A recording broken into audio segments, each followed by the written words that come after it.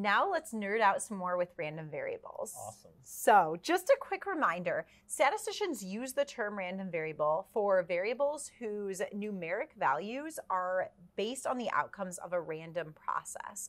And the domain of a random variable is the set of all possible outcomes. And then like we talked about, each outcome has a probability associated with it. So this is key. And we can think about the probability of every single outcome in our event.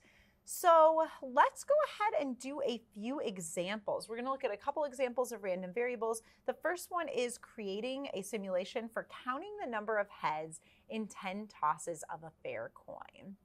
First of all, I want to say, what is our random variable here? So wait, I'm going to go ahead and call this one X. What is, in tossing a fair coin, counting the number of heads, what is the random variable? So the random variable sounds like it's the total number of heads you get in 10 tosses. Exactly. So I'm going to say the number of heads you get in 10 tosses. And the key idea here is that if I flip a coin 10 times and count how many heads I get, and you flip a coin 10 times and count how many heads you get, we may get different outcomes. Probably. Probably, right? And so that's the randomness of the random variable. And I would, if I was simulating this random variable, I would consider a 0 a tail, getting no heads, and a 1 a head. So a lot of times with random variables, it's nice to represent them as numeric values. And my possible outcomes in this case range from 0 heads to 10 heads. And my expected value here would be 5 heads. I'd expect to get half heads. The probability of success of a head would be 1/2.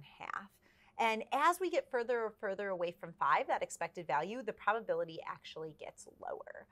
So let's look at number 2. It says to create a simulation for counting the number of 2s that appear in 20 rolls of a fair 6-sided die. So I'm going to call this random variable D. Again, we like to represent them as capital letters a lot of times in data science. So Wade, what would be my random variable in this case? So D is going to be the number of rolls where you get a 2 from 20 rolls. So number of 2s with 20 rolls. The number of 2s that appear in 20 rolls.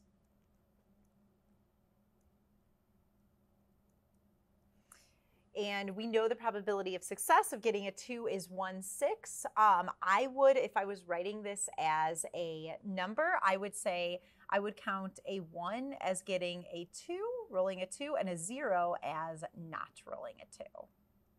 And my possible outcomes in this case range from, I can get anywhere between 0 and 22s.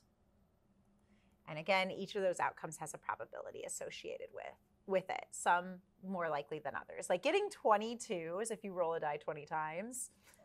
You're the luckiest person in the world. Yeah, probably not going to happen. Let's do a few more. So puzzle 3 says a multiple choice test has 25 questions. Each question has 5 answers. Suppose you simulate guessing at random on each question and your number of correct answers is counted. So let's call this random variable. We can call this one Y. And Wade, what would this one be? So this looks like it's the number of correct answers on a 25 question test where each question has, I think you said 5 possibilities? Yes, 5 possible answers. So the number of correct answers, so it's the random variable is the thing that changes depending on chance or the luck of the draw. So again, if Wade and I both took a multiple choice test with 25 questions, each question having 5 answers, and totally guessed, we knew nothing, we'd probably get different scores. And again, our scores can range from my possible outcomes in this case. My possible outcomes can range from 0 to 25. And we are going to look later in this series at calculating what's the expected value. What are we expected to get in this case? The last puzzle that I have actually talks about our favorite gambling game, roulette. Awesome. So it says a roulette table has 38 slots, 18 red, 18 black, and 2 green. If you bet $1 on red and it comes up red, then you win $1. Otherwise, you lose $1. So suppose you simulate playing roulette 50 times, betting $1 each time. So I'm going to call this random variable, let's call it W. And what would the random variable be for roulette? Sounds like W is for the winnings. Yeah. The amount of money I win after playing roulette 50 times. Exactly. Or 100 times. Was it 100? It was 50 times. 50 times. Yeah, so I'm going to say your winnings from playing roulette 50 times? 50 times, we'd probably both lose, and we'd probably both lose different amounts. So here I would say the random variable is you're winning. So if I was going to represent these with a number, I would say that 1 would be you win, and -1 would be you lose, because in this case, we actually lose $1. We're not just counting how many times we win. So those are a couple quick examples of random variables involving games of chance.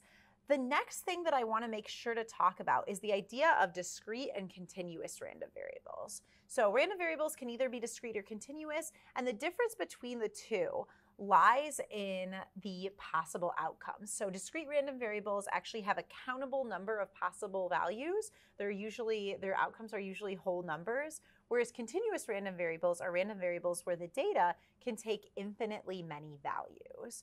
So just a few examples. Wade, do you want to give us a couple examples of discrete random variables? So almost everything we talk about in this series has been discrete random variables so far. Rolling a die has been a discrete random variable.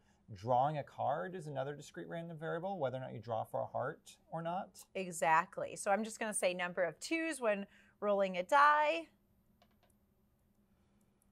Right? If we roll a die 100 times, we can count how many 2s we get, and there are a countable number of possible outcomes. You said drawing a heart, so number of hearts when drawing from a deck of cards. And again, these types of variables, the outcomes are generally whole numbers. Like we can get 3 hearts when we draw from a deck of cards. We can get 7 2s when we roll a die a certain amount of times. But what about continuous random variables? So a continuous variable is going to be any variable that doesn't have an exact number. So it's going to be a decimal or something. Exactly. So like your weight might change all the time. Yes. So if we were doing, say we wanted to do a survey and look at what's the average weight of an adult in the US, we would randomly sample and get a bunch of weights, and people could weigh 150.5 pounds. These numbers can take infinitely many values. Any other examples of continuous random variables? So I know the height is another continuous random variable. Height is another one. It might be 5'7" or 5'7.5". Exactly. Even something like GPA, we've looked at GPAs in this class, would also be a continuous random variable. So it's important to kind of understand the difference, because when calculating the expected value, we're actually going to use different formulas for discrete and continuous random variables. So that is a summary of random variables, and we're going to keep nerding out in this series, but for now, that's all we got. Amazing.